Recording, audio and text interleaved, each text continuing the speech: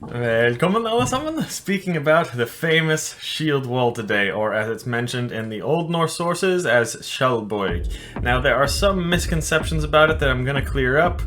Of course you all saw this in Vikings, and it definitely was a real battle tactic used. Problem is, it's gotten a lot of the cringe pagans and the Viking LARPers to put way too much focus on it like it was the main battle tactic, and of course, all these people are arguing and coming up with all these hypothetical theories and ideas about history. As usual, no one has read the sources, so in this video I'm going over a few of the historical examples about the shield wall and clearing up the misconceptions.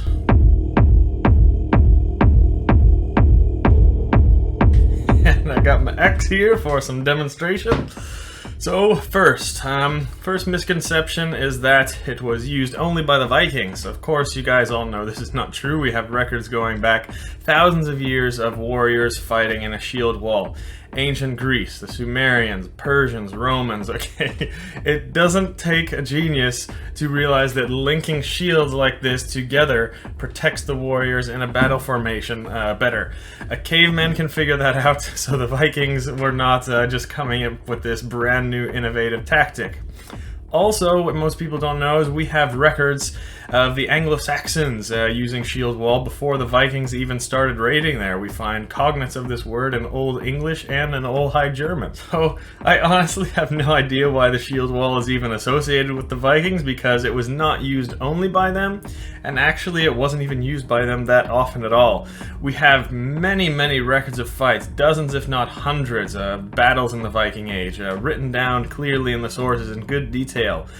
But the very rare recorded use of the shield wall, when it was used, it was only for very specific purposes. And again, you don't need to be a genius military strategist to figure this out. If you're jam-packed and close like that with a shield wall up, the benefit is that you're going to be pretty well protected like here, but you're not going to be able to hit the weapons too easily. So the downside is it's quite difficult to attack and move around and do quick and powerful damage to your enemies.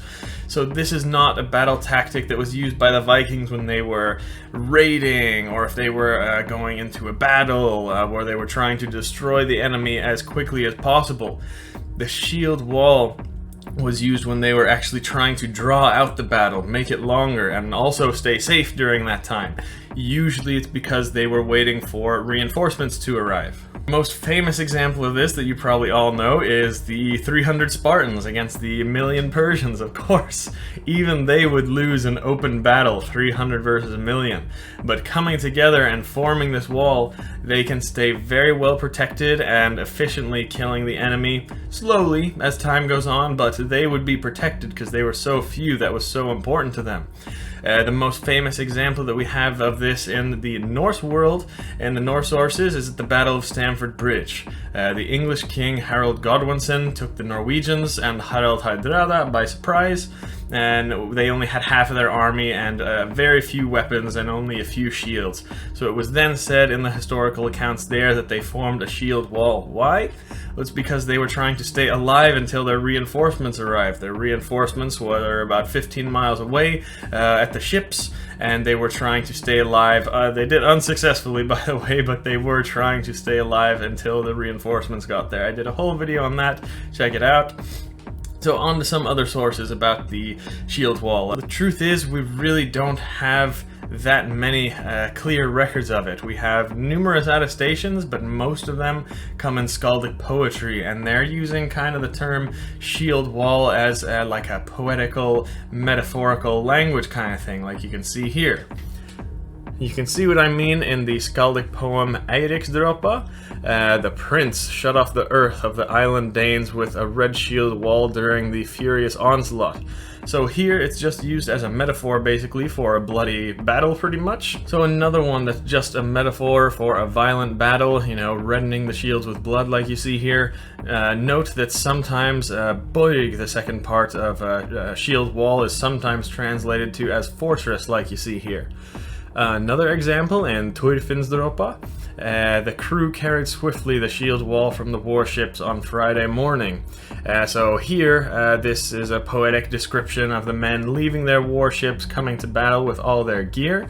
Kind of a metaphorical poetry talk right there. And then a final one I'll show here is an Hotatal by Snorri Sturluson. This one is actually a bit more descriptive of our traditional conception of the shield wall. Like, during the battle, they set up a shield wall as a defensive tactic to protect their leader. So yeah, those are a few examples. There are more, but you get the idea. You can see how versatile that word Skjoldborg was. Bloody shield wall could be like a metaphor for a violent battle. It could also be just kind of a metaphor for an army even. Any army pretty much could be referred to as a shield wall in the Old Norse language. Of course, they would have all had shields if they were standing right there. They didn't necessarily have to link them together like in the TV shows. Any army of men with shields out in front of them could look like a shield wall. But finally, of course, we have some attestations of the shield wall actually being used like the traditional way that we know it, to form a protective barrier around the king, for example. Like I said, it's a great battle tactic if the goal was to protect yourselves as long as possible, protect the king if he was, injured, if the army was outnumbered, or if you were waiting for reinforcements to arrive, something like that. Those kinds of things, the shield wall is great. But if you wanted victory in the battle as quickly as possible, not so great to use a shield wall. And this is the type of fighting that we actually see much more of in the Viking Age. They had advanced battle tactics using the surrounding landscape and nature, lots of movement, planning, setting traps, things like that, fighting in free open combat. These are most of the records that we have of Viking battles, and I will do lots more videos on those, but to sum it up, the shield wall was actually very rare. And also in that episode in Vikings where they kind of portray the Vikings as a bunch of dumbasses who have fought in the shield wall forever, and then the battle innovator Ivar comes along and changes their tactics up. That's actually far from the truth. The people of the North have always fought in very creative and advanced ways. Sometimes, but not often, sometimes a shield wall may have been used, but still very rarely, and there are many other battle tactics to focus on, so stay tuned for some more videos. Lots more of those to come. Vi ses nästa gång.